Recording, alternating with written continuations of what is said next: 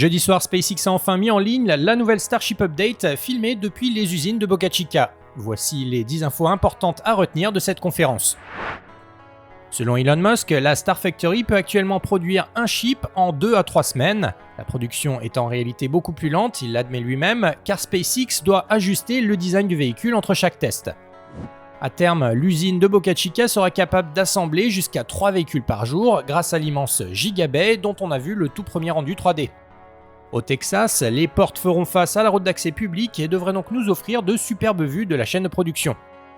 Malgré l'échec partiel des 3 derniers tests, SpaceX maintient son calendrier et souhaite tenter la récupération du second étage du Starship d'ici la fin de l'année. Pendant la conférence, Musk a présenté la toute première animation officielle de la manœuvre. Le patron de SpaceX a aussi longuement parlé de son projet de coloniser Mars, après avoir une énième fois présenté le concept de ravitaillement en orbite. Seule petite nouveauté, les premiers tests initialement prévus pour cette année sont maintenant repoussés à 2026.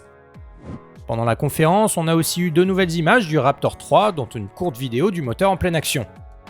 À ce jour, SpaceX a effectué plus de 300 tests sur son centre d'essai de McGregor pour une durée totale d'allumage d'environ 4 heures et 26 minutes. Sans aucun bouclier thermique, Musk compare ce nouveau moteur à une technologie alien et explique que les premiers exemplaires du Raptor 3 seront intégrés au véhicule d'ici la fin de l'année, notamment sur la nouvelle génération de boosters Super Heavy qui ne pourront être lancés que depuis le tout nouveau pas de tir. SpaceX a d'ailleurs présenté un premier rendu 3D officiel de cette nouvelle table de lancement, confirmant au passage que le booster Block 3 sera ravitaillé à sa base par 2 bras cryogéniques. Pour s'orienter et revenir vers son bras de tir, où il sera capturé par les bras de Mechazilla, le futur booster de 72 mètres de hauteur sera équipé de seulement 3 grid fins, positionnés ici pour former un T. Comme prévu, le dôme avant du booster intégrera aussi une structure pour remplacer l'anneau du Hot Stage Ring et rendre le premier étage entièrement réutilisable. Un prototype de cette structure a d'ailleurs été présenté au public lors de la conférence. C'est confirmé, la prochaine version du Starship sera donc équipée de 39 moteurs et dépassera les 124 mètres de hauteur. Pour rappel, le second étage du Starship aura lui un jour 3 moteurs vacuum supplémentaires et le stack complet pourrait atteindre les 142 mètres de hauteur.